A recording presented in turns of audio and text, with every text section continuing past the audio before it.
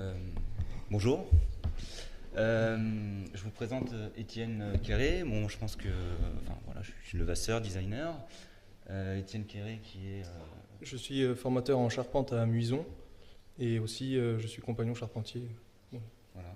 tout simplement. Voilà, on voulait vous présenter du coup le projet Folie Végétale et notamment de parler de la relation avec les compagnons du devoir. Donc un petit mot sur le projet d'abord. En fait, l'idée de prolonger ce projet pour la chaire, c'était intéressant puisqu'on parlait d'architecture, de construction. Et donc on avait obligatoirement, si vous voulez, un réseau un peu conséquent à construire. Et quand on parle de construction, on parle d'office, entre guillemets, d'artisanat et d'industrie. On a une industrie qui fabrique des matériaux de construction et le corps artisanal qui fabrique sur chantier, généralement. On est sur une micro-architecture, parce que c'est plus accessible. On est sur ce projet, si vous voulez, c'est un projet manifeste pour parler d'une recherche. Et donc j'ai voulu parler d'un produit, une folie végétale, voilà. Une folie, un petit élément architectural qui compose les jardins. Et qui est donc une construction en pan de bois préfabriquée, montable, démontable assez facilement. Un système constructif, si vous voulez, avec des tuiles finalement en matériaux composites, biosourcés, en partie, parce que je reviendrai sur l'univers du biosourcé, parce que c'est un... Comment je pourrais dire ? C'est un monde en plein développement. Et donc ces tuiles permettent notamment de végétaliser la toiture. Donc cela pose plusieurs questions. Voilà. Donc, l'idée de travailler avec les compagnons du devoir, en fait on allait les voir d'abord pour l'expertise couvreur, dire bon voilà, donc avec l'Institut supérieur de la couverture, savoir que chez les compagnons ils ont des instituts qui sont là pour remettre en cause les métiers, à peu près, c'est ça ? Oui, le devenir des métiers, toujours savoir ce qui va se passer demain, enfin, l'évolution des matériaux et tout ça. Voilà, donc il y a pour la construction de bois, pour la taille de pierre, pour les matériaux souples, voilà, donc on a des instituts. Donc déjà pour avoir l'expertise couvreur, il y avait en tout cas de la part des artisans un intérêt à trouver des nouveaux matériaux pour la couverture. Et puis il y a le travail de la charpente que je trouvais intéressant en fait d'insérer ça avec un centre de formation, avec des apprentis en formation qui sont aujourd'hui dans la salle d'ailleurs.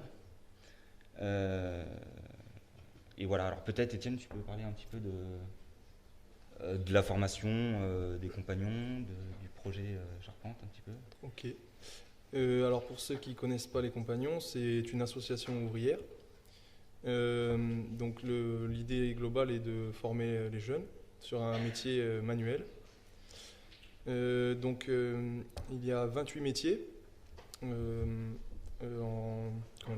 l'industrie, il y en a dans l'alimentaire, métallurgie, et puis le bâtiment. Voilà. Donc c'est environ, je sais plus combien, 8000 personnes formées. Parce que c'est un... Donc, comment dire, il y a un processus au début où on arrive en tant qu'apprenti pour suivre un apprentissage en 2 ans en alternance. Et par la suite, on peut aussi continuer, entre parenthèses, en partant sur le Tour de France pour à peu près 7 ans, 6-7 ans. Et l'idée est de changer tous les 6 mois de région et d'entreprise. Donc en France, on a 84 maisons réparties dans toute la France et à peu près une trentaine de pays aussi avec des petits appartements. Et donc tous les 6 mois, tout le monde change de ville, on change d'entreprise, donc on s'adapte, on découvre de nouvelles méthodes parce que bon, à Reims on fait la charpente d'une manière, à Strasbourg c'est différent, disons qu'à Toulouse c'est aussi différent. Donc voilà, le but de cette formation est de toujours s'adapter, de vraiment voir toutes les façons différentes de faire plus ou moins la même chose. Voilà. Bon. Donc du coup, là, au centre de formation de Muison, ils forment, alors on forme donc des CAP en 2 ans, des CAP en 1 an. Nous, on travaille sur la charpente avec des jeunes qui se forment en 1 an. Voilà, c'est aussi une formation un peu particulière. Ce sont des jeunes et moins jeunes d'ailleurs qui font une reconversion professionnelle. Donc on a un peu de tout dans le groupe. Il y avait par exemple un ancien marin, on avait un ancien menuisier, enfin un petit peu de tous les horizons. Et donc pendant une année complète presque, ils sont en formation. Et donc on leur apprend tout ce qui est théorique, les gestes pratiques du métier, et donc par la suite pour trouver une entreprise à la fin de l'année. Alors du coup, pour commencer le partenariat, je trouvais que c'était intéressant de faire une première session de dessin, de création. Alors il faut se rendre compte que le métier de charpentier, à la rigueur, c'est un des moins accessibles en termes de création. On se demande comment on peut être créatif et innover en termes de charpente. C'est un métier assez strict, enfin on comprend assez vite pourquoi. Donc on avait fait une première session de dessin avec les... je monte la charpente. Le système constructif, en fait, une construction de pans de bois, si vous voulez. Avec la forme, en fait, on lisse le toit et le mur, donc on a une autre vision en fait de la construction de pans de bois. Et puis on a ces pans qui s'assemblent comme ça, donc on les voit en fait, ceux qui sont déjà assemblés, c'est des pans préfabriqués qui peut permettre de se faire plaisir en termes d'assemblage en atelier, et puis ensuite de prévoir un montage efficace et rapide sur chantier. Pour la question du dessin, en fait, donc on avait commencé une première session de dessin avec des jeunes apprentis qui n'étaient pas encore partis en Tour de France. Enfin, il y avait un petit peu des deux dans le public, mais bon, c'est vrai que pour une partie, c'était des jeunes qui avaient déjà 1 ou 2 années de Tour, ouais. de Tour de France, qui étaient bien formatés au métier. Et si vous voulez, au début, c'est pas évident d'essayer de réinventer la charpente, c'est déjà assez compliqué. Voilà. Et c'est vraiment pas un métier où on peut s'amuser à faire un petit peu ce qu'on veut. Donc malgré tout, moi je suis arrivé en leur proposant en tout cas d'essayer d'imaginer comme ça sur la base de ce que j'avais déjà fait, des formes. En fait principalement il y avait 2-3 charges, c'était comment on peut faire une charpente qui se transforme en mobilier, comment on parle de préfabriqué, et puis il y a cette courbe en fait, cette courbe qui était l'élément principal de mon dessin, comment on la traite, etc. Donc là j'ai sélectionné pour vous, en fait pour finir, la première session de dessin, si vous voulez, n'avait pas spécialement fonctionné. On est parti avec les apprentis de maintenant, où on avait des personnalités plus mûres, plus ouvertes d'esprit, plus créatives aussi. Et donc voilà, j'ai sélectionné un peu quelques dessins. Donc il y avait des pistes d'assemblage. Ils ont quand même parlé aussi d'agencement, de cabanon. Voilà. En fait, on n'était pas que spécialement de la construction. Mais l'idée, c'était au départ que je leur avais soumis, c'était un cabanon romantique. Dans l'esprit, en fait, moi, que je voyais plutôt en communion avec la nature, dans ce style-là. Et puis bon, on était parti sur le romantisme, un autre type de romantisme. Et voilà, on avait quand même des pistes intéressantes. Des dessins, il y en a plein, je ne vais pas tout montrer. Et voilà, et donc on a pu... moi, après, j'ai continué mon travail, si vous voulez, de dessin. Et puis à un moment, on s'est arrêté pour pouvoir réaliser la charpente en 1 semaine. Peut-être que tu veux parler peut-être de l'occasion de travailler avec un projet un peu plus créatif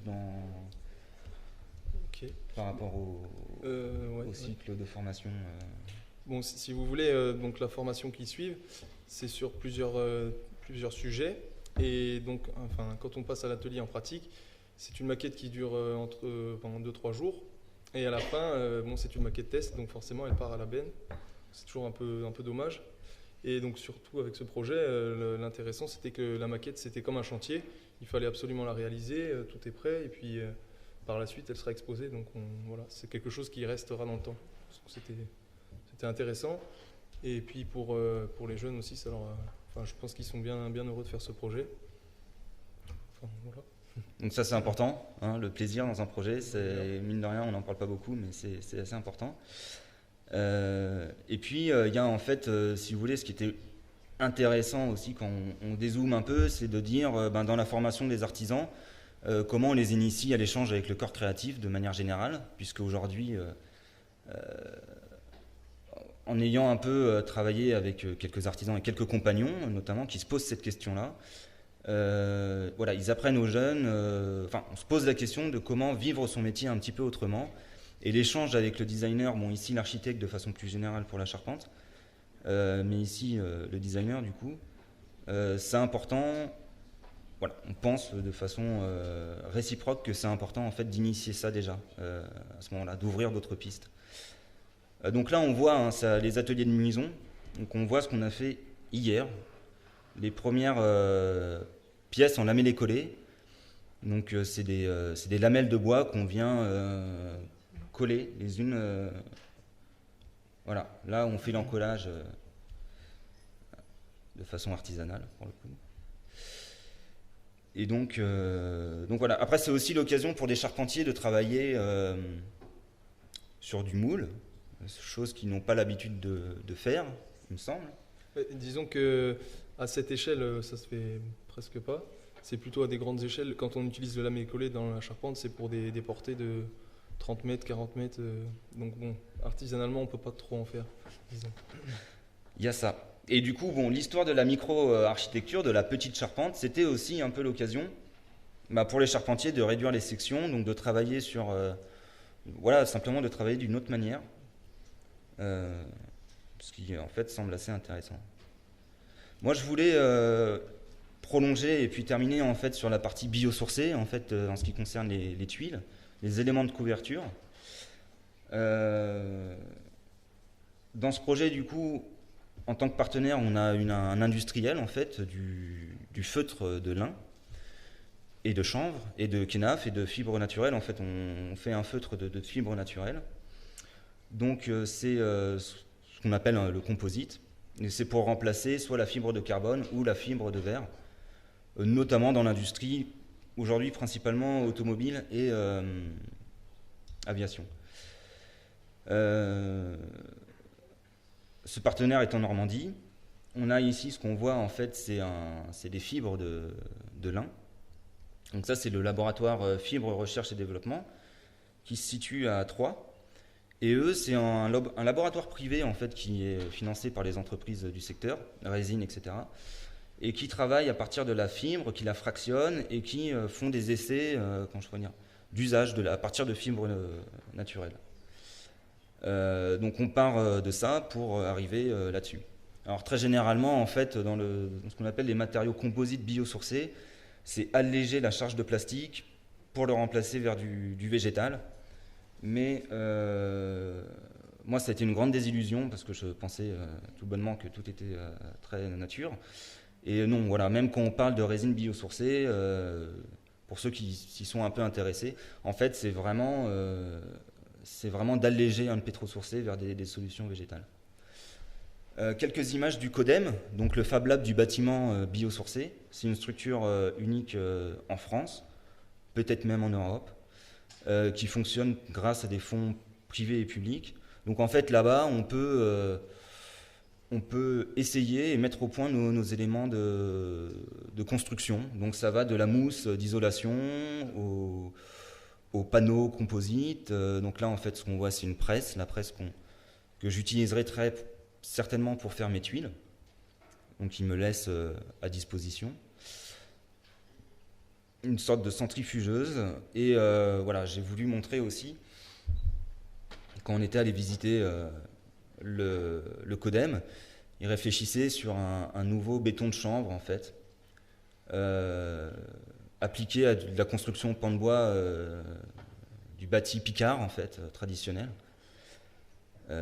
Voilà, à savoir qu'aujourd'hui en fait le biosourcé dans la construction, dans le BTP, il est surtout utilisé et performant pour la rénovation de bâtiments anciens. C'est pas encore ça en termes de produits industriels nouveaux en fait manufacturés. Simplement pour des raisons de normes et de certification, Ça demande en fait beaucoup d'investissement. Aujourd'hui, les architectes dessinent en fait des nouveaux éléments de construction, ça arrive. Ils ont un peu du mal à les mettre sur le marché parce que ça coûte très cher et que bon, on construit encore avec ce qu'on a, mais c'est en devenir. Et voilà, du coup, un scan, je vais pas ramener, un scan du feutre de lin que je vais utiliser pour faire les tuiles. Voilà, alors si vous voulez, ce qui est intéressant dans le projet, de réunir en fait les trois partenaires, le BAT Lab, là, le Fab Lab du bâtiment, l'industriel du lin et le laboratoire, c'est qu'on peut... bon, ils se connaissent, c'est un réseau, ils travaillent ensemble hein, déjà, mais c'est qu'on peut aussi projeter facilement l'élaboration d'un nouveau matériau qui serait, puisqu'aujourd'hui je cherche à faire des éléments de couverture avec mon feutre de lin, cela demandera très certainement pour l'aboutissement du projet une modification du feutre qu'ils produisent eux aujourd'hui. Chose qu'on ne peut pas envisager encore aujourd'hui puisqu'on est sur du partenariat. Et donc on utilise, enfin moi j'ai choisi d'utiliser le standard, hein, donc qui est un feutre donc de fibres végétales et de polypropylène. Il y a plusieurs modèles, soit avec du polypro recyclé, soit avec voilà.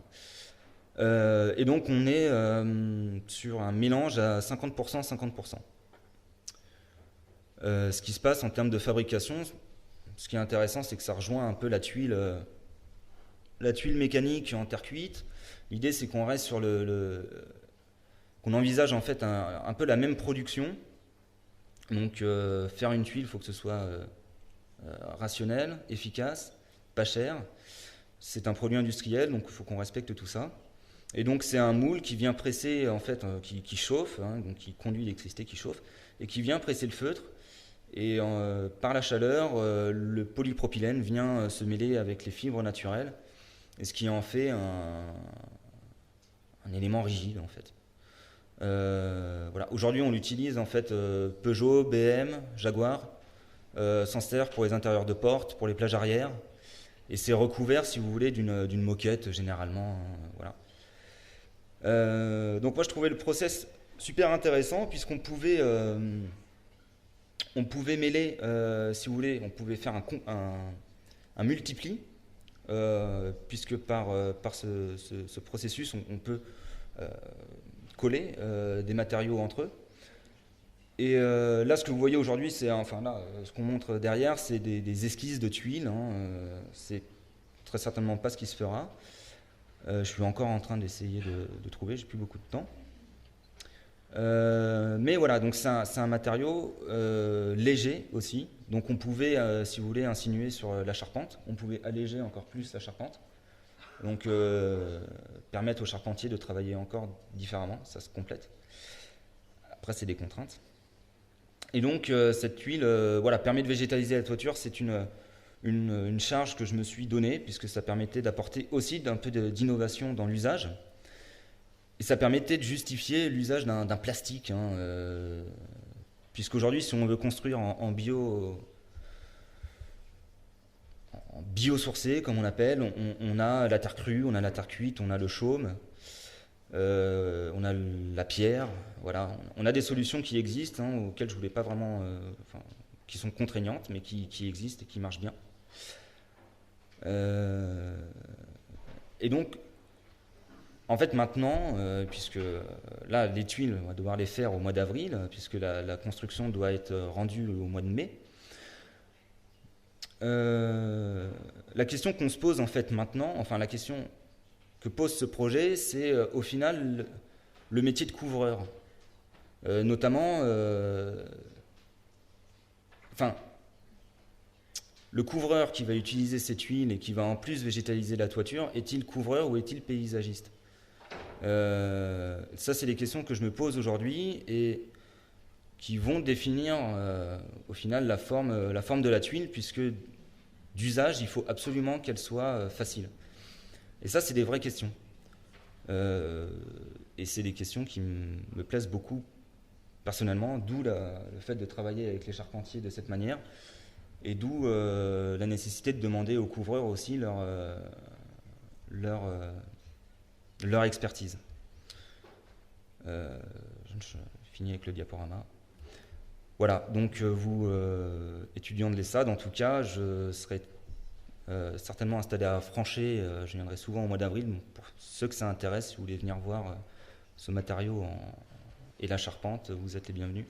Peut-être même besoin d'un peu d'aide. Merci.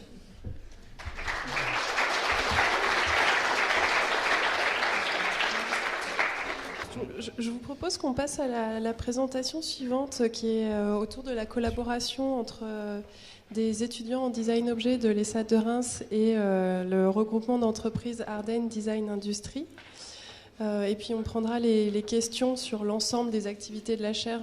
Ensuite, on regroupera tout. Donc Théo Leclerc et Nicolas Dubois. Pendant qu'on se connecte sur le site pour avoir quelques images d'illustration, je vais commencer à présenter la structure Ardennes Design Industrie.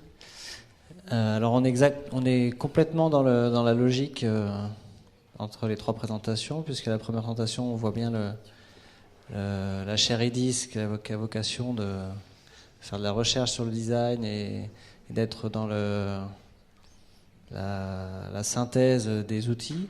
On voit un designer avec Jules qui cherche des solutions, qui développe des produits.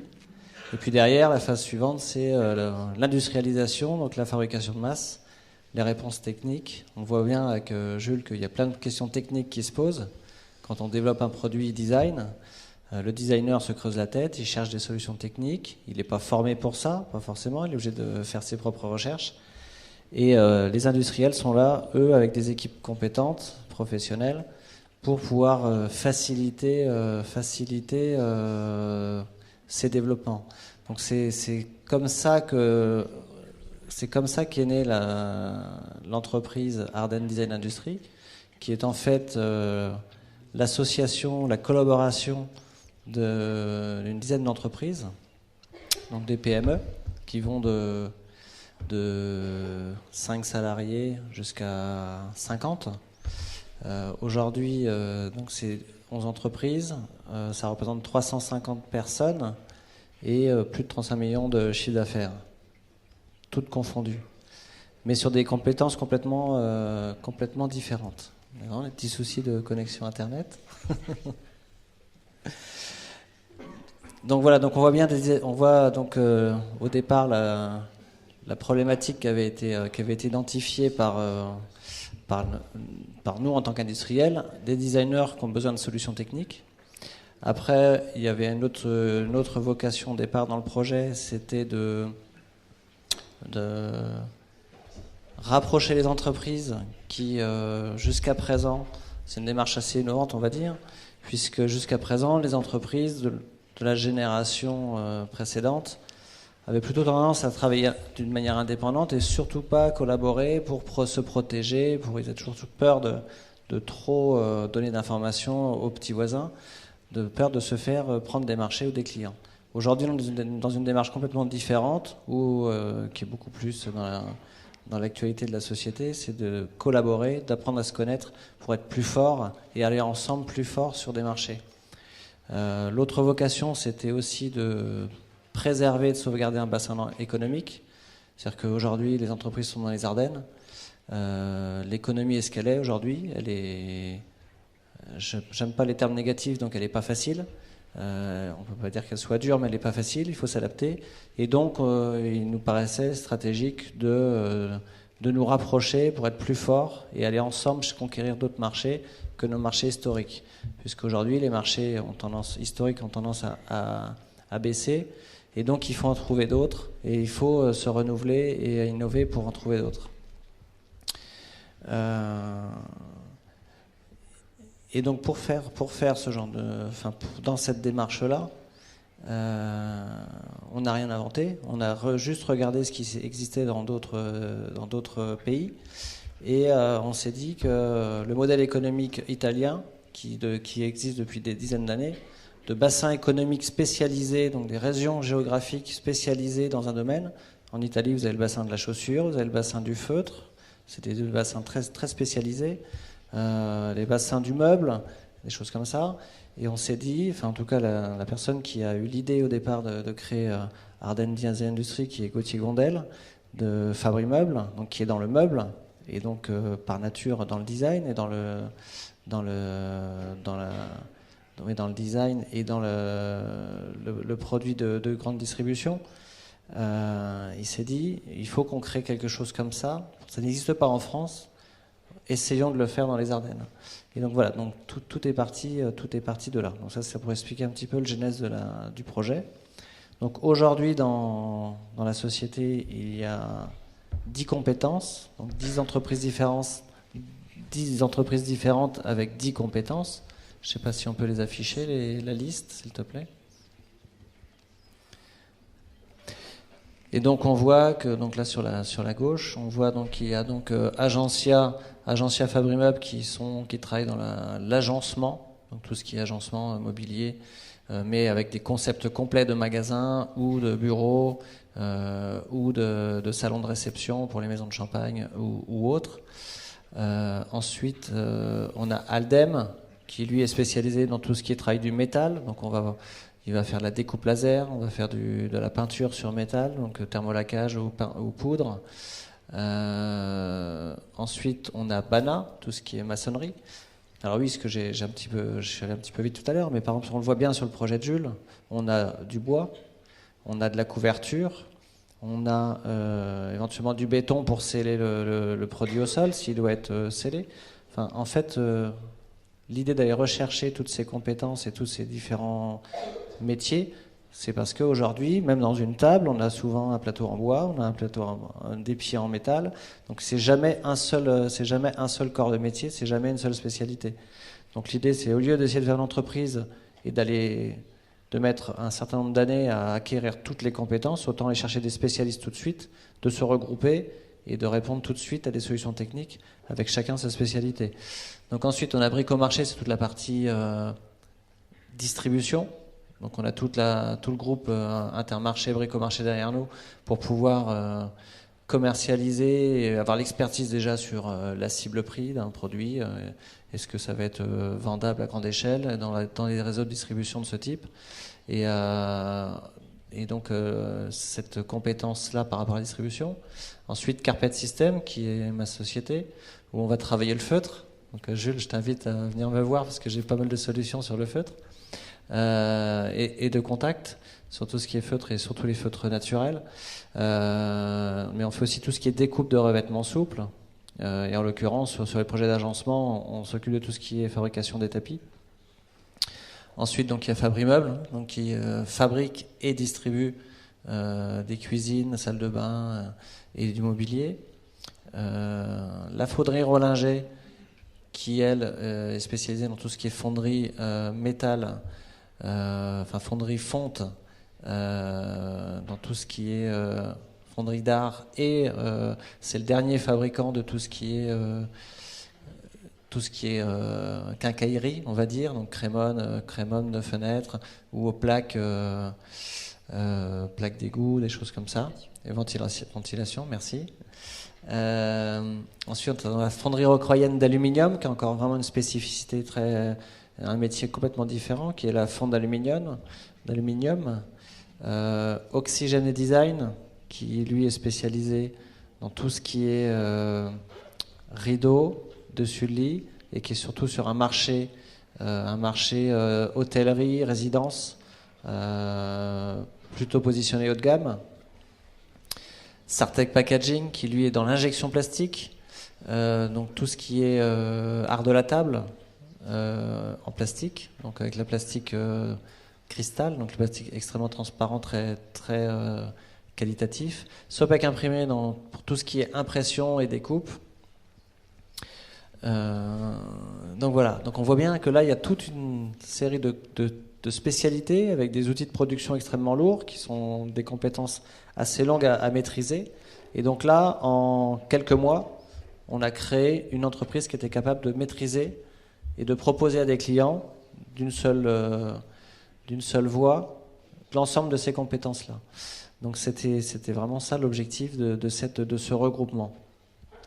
Après, pourquoi Ardennes Design Industries ? Parce qu'effectivement, on veut être identifié comme des entreprises compétentes dans le design. Et on s'est dit, sur un triangle entre Paris, Bruxelles et Luxembourg, ce serait bien d'attirer tous les projets design sur ce triangle-là, qui est à moins de 200 km de ces 3 capitales, d'attirer tous les projets design.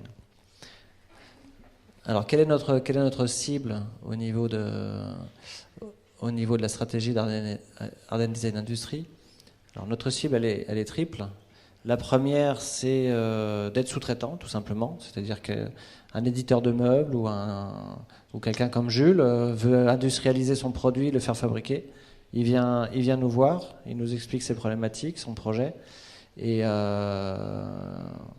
il nous donne des volumes, on lui remet un prix, il nous passe des commandes, et puis on lui livre son produit tout fait. Donc ça, c'est vraiment le schéma le plus basique. Le deuxième schéma, c'est aussi d'être là en tant qu'éditeur d'objets. C'est-à-dire que, toujours, Jules, excuse-moi de te prendre comme exemple, mais c'est vraiment concret. Jules n'a pas ni le réseau, ni les moyens financiers de soutenir le développement de son produit. Donc il a le projet, il a dessiné son produit, donc il a une vraie valeur là-dessus, mais il ne peut pas le commercialiser, l'industrialiser.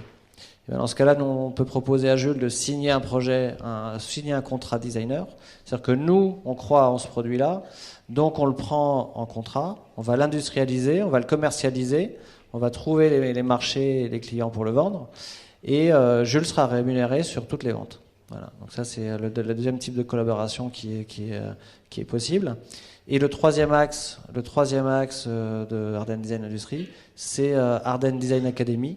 Alors, ce que j'ai pas dit, c'est qu'effectivement, on a déposé une marque qui s'appelle France Design Industry pour la partie donc édition d'objets. Et donc la troisième vocation, c'est Ardennes Design Academy, où le but, c'est d'accueillir des étudiants en design chez nous, donc au sein de notre structure dans les Ardennes, en mettant à disposition des moyens informatiques, des moyens industriels, pour que les designers étudiants ou pas viennent développer les produits, faire des tests, faire des prototypages, pour que le produit voit le jour.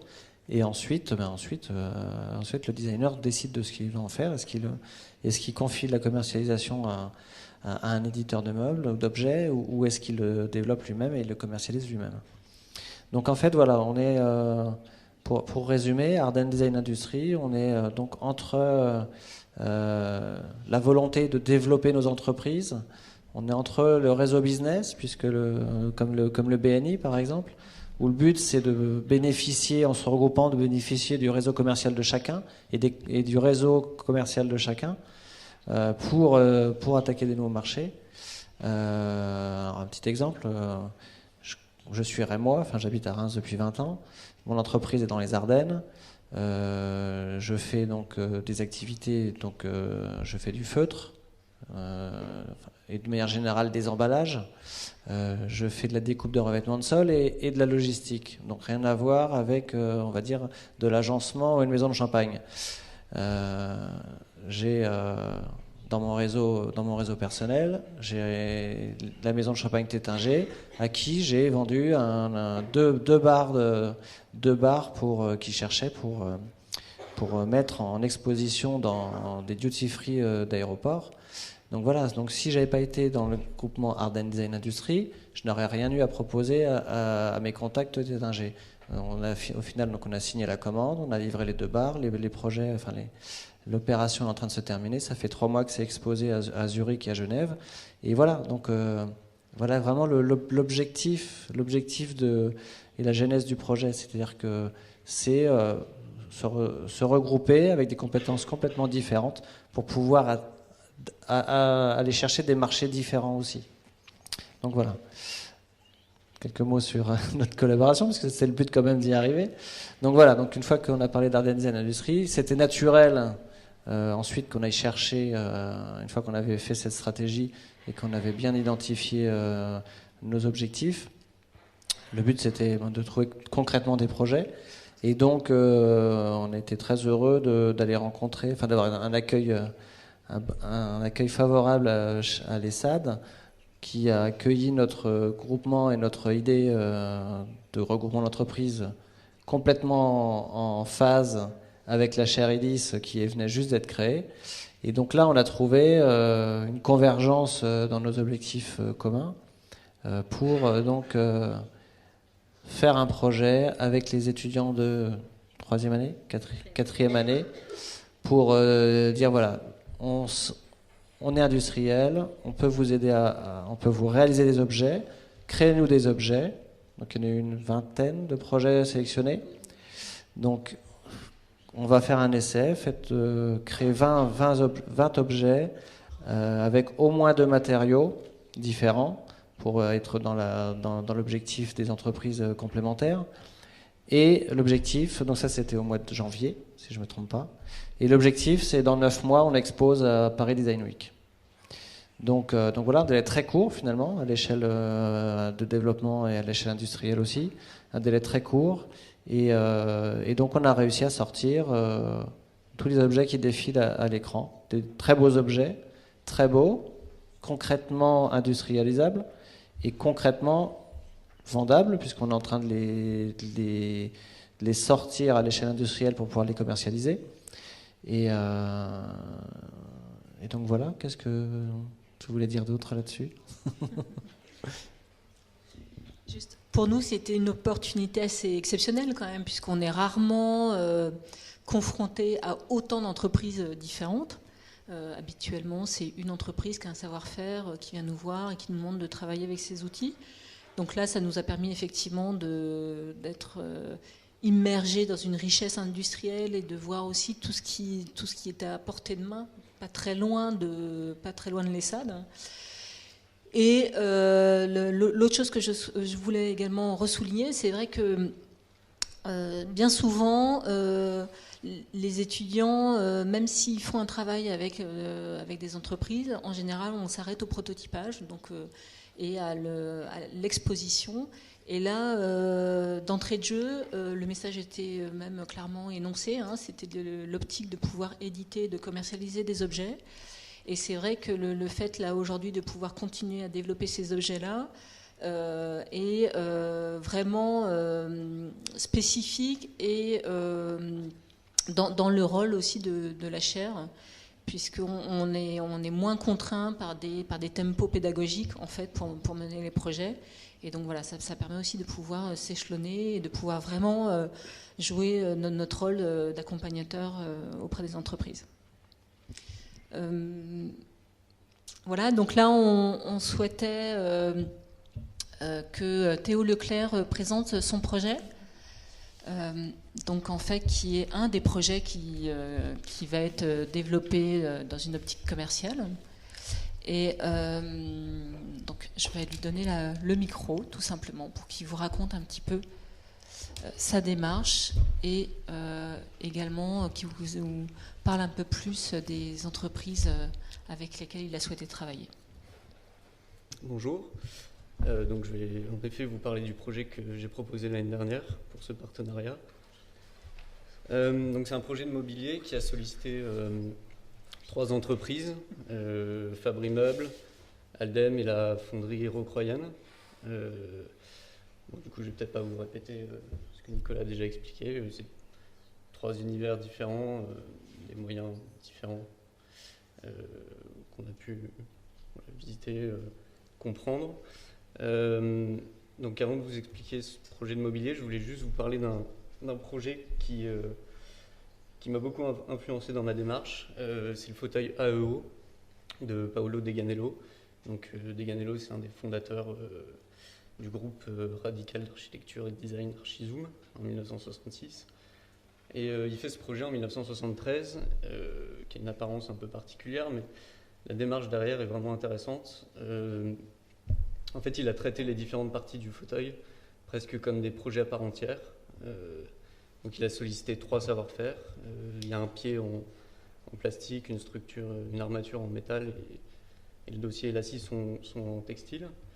Et chaque partie faite par un artisan, voire par différents artisans, se construisait, en fait, s'assemblait sans fixation nécessaire. Donc l'objet pouvait être expédié presque à plat, directement à l'utilisateur qui pouvait le monter. Et en travaillant avec différents artisans aussi, même sur même la même pièce, ils voulaient qu'il y ait différents textiles, différentes couleurs qui puissent être choisis par l'utilisateur. Et finalement, pour ADI, si je monte ce projet, c'est qu'il s'agit vraiment d'une démarche similaire, à savoir solliciter plusieurs savoir-faire pour fabriquer différentes pièces d'un même objet. Et donc mon projet, c'est un système qui ouvre sur différentes possibilités en termes de mobilier, donc qui permet de construire des bahuts, des bibliothèques, des bureaux, et puis d'autres types de meubles classiques. Et donc les éléments du système sont un pied en fonte, produit par la fonderie Rocroyenne, 3 pièces en tôle perforée, pliée, donc découpées à la laser et pliées chez Aldem, et différentes natures de planches de différentes tailles, fabriquées chez Fabre Meubles.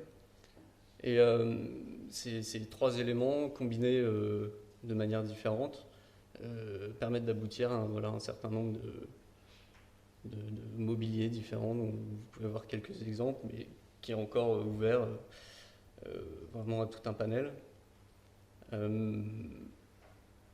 En fait, parmi les 9, à l'époque c'était 9 entreprises, j'ai pas fait un choix catégorique au début de me dire je vais travailler avec ces 3 entreprises.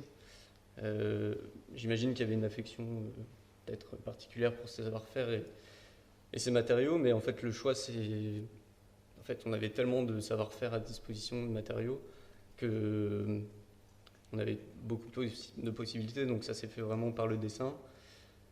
Et une fois avoir choisi ces 3 matériaux et avoir bien étudié ce que les entreprises pouvaient faire facilement, ça a aussi orienté le dessin. C'est-à-dire que j'ai essayé de dessiner chacun des 3 éléments. J'ai essayé de les dessiner selon les entreprises et leur capacité à produire différentes pièces ou pas. Si on prend les 2 extrêmes, par exemple, donc, à la fonderie, pour une pièce en fonte, ce qui est compliqué, c'est de faire le moule. Ça prend du temps, ça coûte un peu cher, donc il m'a paru un peu logique que ce soit le pied et qu'il arrive en un modèle unique. Et à l'autre extrême, il y a Fabre Meubles où donc les découpes de planches sont automatisées. C'est des grosses machines qui suivent un fichier numérique. Et donc j'avais pas besoin de me limiter sur la dimension des pièces. Puisqu'au final, chez eux, découper 10 fois la même forme ou découper de 10 formes différentes, c'est quasiment la même chose en termes de temps et d'investissement. Donc c'est vraiment sur la taille de ces planches qui sont en fait pas en bois, en stratifié compact, que c'est sur cette capacité à décliner que voilà, le système s'est mis en place et les possibilités se sont vraiment ouvertes. Après, il me semblait important, comme Deganello l'avait fait pour ses fauteuils, que l'assemblage soit un peu optimisé dans un idéal même constructible par l'utilisateur. Puisque c'est un peu un autre débat, mais je crois qu'il y a un objet dont la fabrication peut être faite par l'utilisateur, ou du moins facilement compréhensible, ça peut stimuler peut-être, enfin, je crois, un lien affectif peut-être un peu plus fort. C'est lui offrir la possibilité d'être actif sur son environnement, d'être plus attentif. Enfin, je crois que c'est un peu important. Donc j'ai essayé de faire ça. Donc le projet, c'est vraiment un sandwich en fait, tous les objets. Et ça s'est fait grâce à des petites pièces qui sont des inserts filetés, donc, qui sont insérés dans les planches, donc par Fabre Meubles. Et donc d'un côté, les vis viennent plaquer la tôle perforée, qui est en fait un modèle de tôle perforée standard, découpé à la laser et plié. Et de l'autre côté, même système, donc il y a des trous qui sont dessinés dans la pièce en fonte. Et pareil,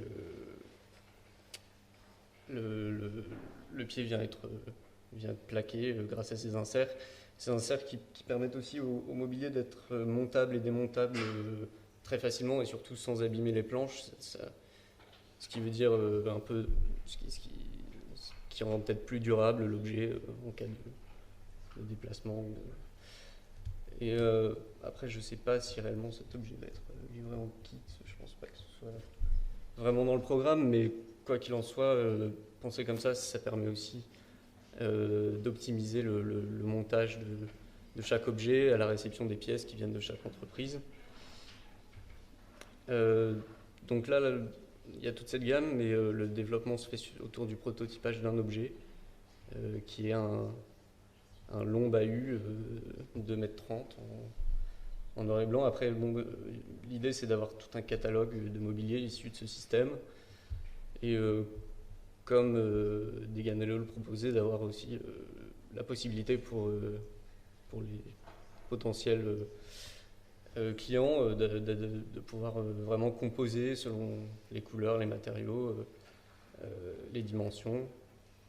Les portes qu'on voit ici sont aussi un élément changeable et qui se glisse simplement entre deux rails. Donc ça peut être opaque, ça peut être fumé, il peut y avoir différentes dimensions. Donc voilà, j'ai pas vraiment de bonnes photos, mais l'objet est au CCI. Et je crois que j'ai tout dit. Merci. Ouais.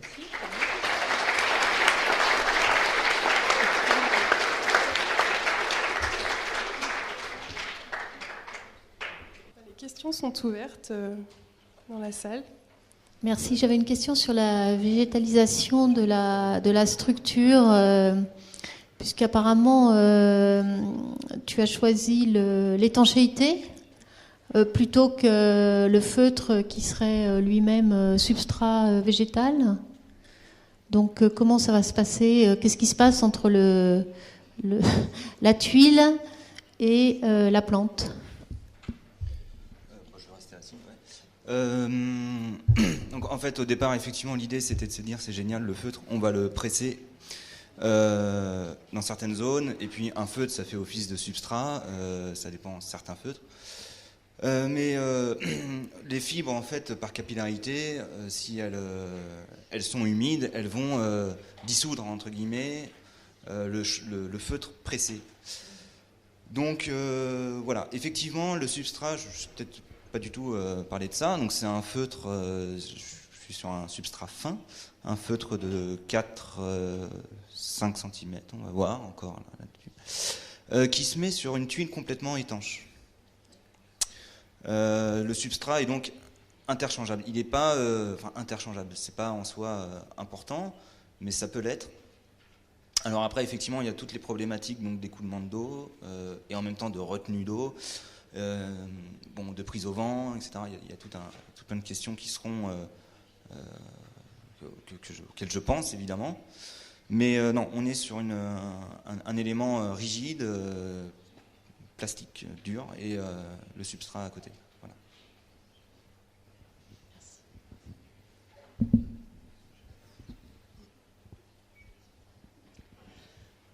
Merci pour ces présentations. J'ai deux questions, une pour Jules et une pour Théo. Je me posais la question des typologies en fait. Comment à la fois ta micro-architecture, comme tu l'appelles, et toi, ton meuble en filade, voilà. Comment est-ce que vous avez fait votre recherche? Peut-être Jules, tu peux commencer par là, c'est-à-dire pour quelles raisons? Alors les tuiles, certes, l'idée de la charpente, donc ça j'imagine que ça a aussi marqué la forme ou déterminé la forme que ton objet allait avoir, mais il y a peut-être autre chose, peut-être que tu peux dire...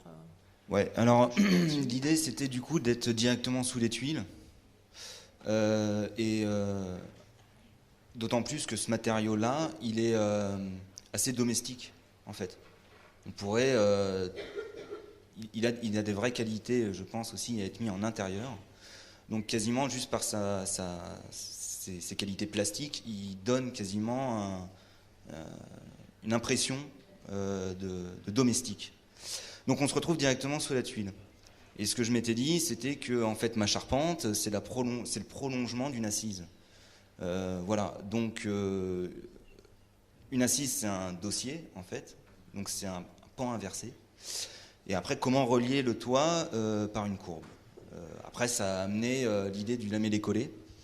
Parce qu'il y avait ça aussi en parallèle, c'est de se dire, on intervient à la formation à Muison, les charpentiers, ils doivent se former, donc il faut respecter aussi, entre guillemets, une charge de formation, et en même temps, se dire qu'est-ce qu'on peut apporter un peu comme pas innovation, mais comme nouveauté, comme contemporain.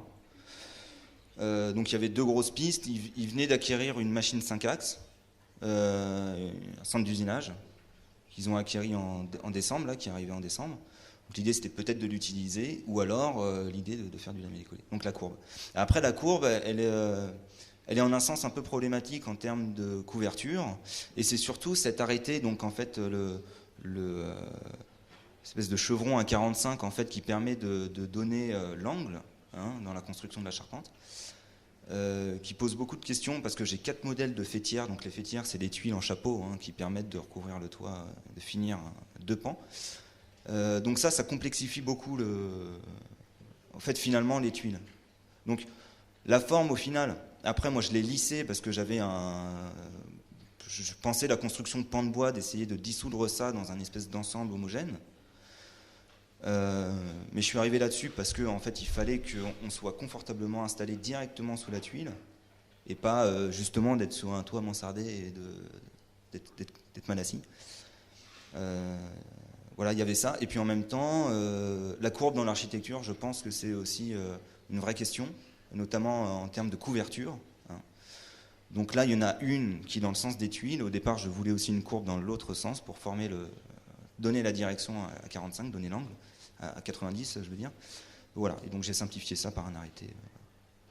Donc d'abord, en fait, l'assise, le dossier, et puis ensuite le toit qui revient au-dessus de façon lisible, en fait. Et donc tu as regardé, enfin je veux dire, en termes de typologie, je veux dire, qu'est-ce que tu as regardé comme micro-architecture ou comme autre, en fait, chose qui aurait pu... oui, t'inspirer ou t'aider dans ta démarche Là, je crois que pour le coup, c'était plutôt des formes végétales, en fait. Et comme un espèce de champignon.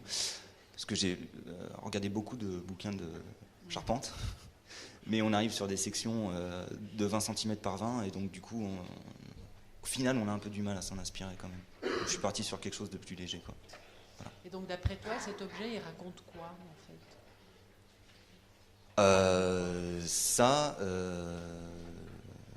Je ne le sais pas vraiment, je ne me le dis pas vraiment. Il raconte, pour moi, il raconte l'ensemble du projet, en fait. Voilà, ça, c'est pour moi. Non, et puis après, je pas spécialement de recul, je ne me suis pas posé vraiment cette question.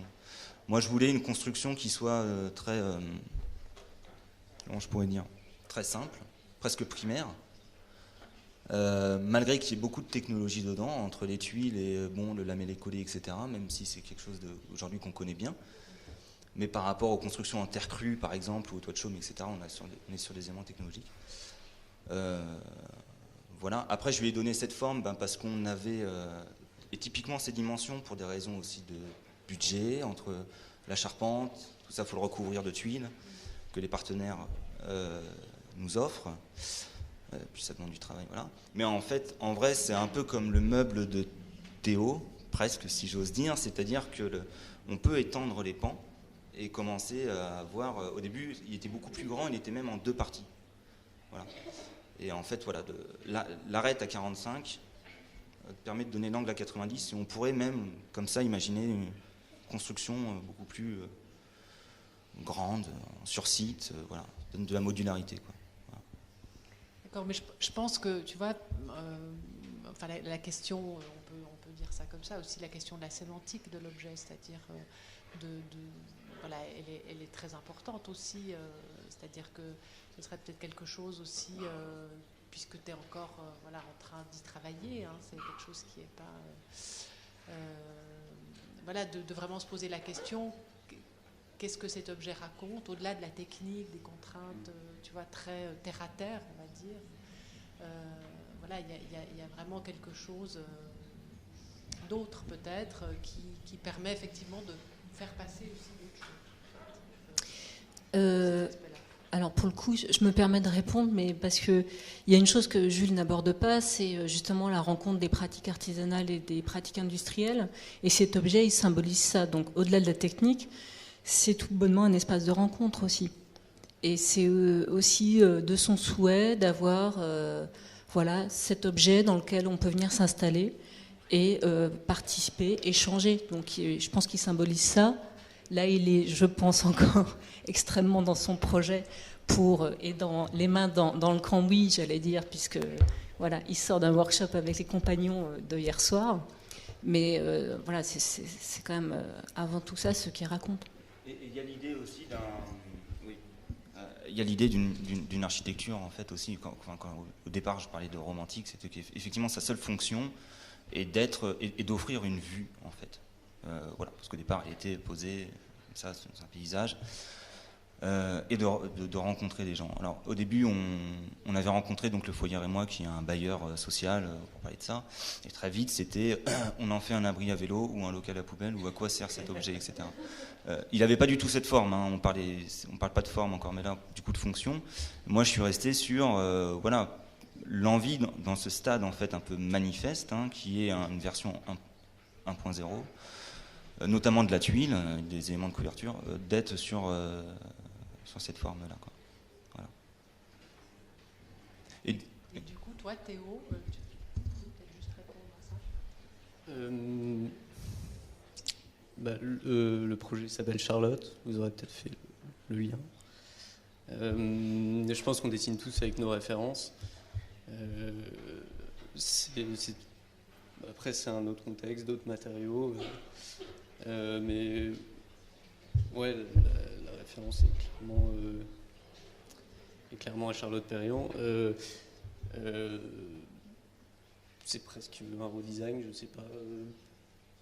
Je l'ai dessiné, je voulais tout ça très simple. Après, tout se joue à des surfaces. La façon d'une tôle perforée d'accrocher la lumière, c'est un dessin. De choisir une surface mate pour les planches, c'est un dessin, tout ça dans des formes simples. Enfin, je sais pas trop comment. Je sais pas trop pourquoi ce dessin en fait. C'est comme ça. On a encore quelques minutes pour prendre une ou deux questions. Donc s'il y a des... Alors, moi, je voudrais poser une question, mais à Nicolas. En fait, maintenant, avec quelques mois de recul, aussi bien sur votre projet que sur notre collaboration, comment vous voyez tous ensemble, ou certains peut-être qui ont plus un intérêt ou une appétence à se poser ce type de questions, mais on vous êtes quand même mis dans une situation où vous étiez un peu en danger de venir chercher une école d'art pour travailler avec des jeunes designers, donc des designers qui ont une formation qui n'est pas forcément encore tout à fait finie. Donc quel est votre regard aujourd'hui que vous portez par rapport à cette expérience-là ? Et du coup, puisqu'on a parlé tout à l'heure d'éventuellement de poursuivre ça, mais c'est vrai qu'on n'a jamais abordé cette question-là, en fait, c'est-à-dire réellement comment vous l'avez vécu au fond et quel est votre recul aujourd'hui par rapport à ça ? Alors nous, on n'a pas eu du tout peur à aucun moment, puisque de toute façon, on partait de rien. Donc il n'y avait aucun enjeu, il n'y avait pas de client, il n'y avait pas d'enjeu commercial. Donc à aucun moment on s'est posé la question, au contraire, on était très, très enthousiastes, on a toujours été très enthousiastes à voir ce qui allait sortir, et le résultat était bien au-delà de ce qu'on aurait pu imaginer, puisque de toute façon au départ, il faut bien comprendre une chose, c'est qu'aujourd'hui C'était aussi une des idées du départ, j'ai peut-être oublié de le dire tout à l'heure, c'est qu'aujourd'hui, on estime, nous, maintenant qu'on est dans l'aventure, on estime que l'industrie n'est pas suffisamment design. C'est-à-dire que on fabrique tous des produits qui sont très bons techniquement, fonctionnellement, sauf qu'on a oublié juste d'intégrer le design dedans. Donc on n'a pas de designer, la plupart des industriels n'ont pas de designer, à part un certain nombre de grosses structures, dans l'électroménager ou autre, ou dans l'high-tech. Mais dans l'industrie, dans la PME en général, il n'y a pas de designer. Donc il n'y a pas cette sensibilité. Et il n'y a pas cette culture en France, comme si ça peut l'être plus naturellement, on va dire, en Italie. Alors je sais pas l'expliquer, mais c'est un fait. Et donc à partir de là, étant à la recherche justement dans cette démarche de trouver du design et de l'inspiration, on n'avait absolument pas peur, puisqu'on partait entre guillemets, de très très loin. Et donc, non, il n'y a pas eu du tout d'appréhension par rapport à ça, puisque le but c'était justement de voir qu'est-ce qui est sorti en termes de dessin. On a eu quand même une approche très pragmatique. Donc, on nous a demandé de dessiner de nous proposer des vues 3D. Derrière, on a sélectionné ce qui nous paraissait industrialisable, mais surtout commercialisable, et complètement dans notre projet. Et on a abouti donc à ces objets-là qui sont à la fois très beaux et à la fois fonctionnels et, on estime, commercialisables. Donc non, on n'a pas eu du tout d'appréhension à aucun moment. Au contraire, on avait vraiment hâte de voir ce qui allait en sortir et surtout de nous ouvrir les yeux sur nos métiers différents et savoir comment on pouvait intégrer du design dans nos objets qu'on fabrique au quotidien. Merci.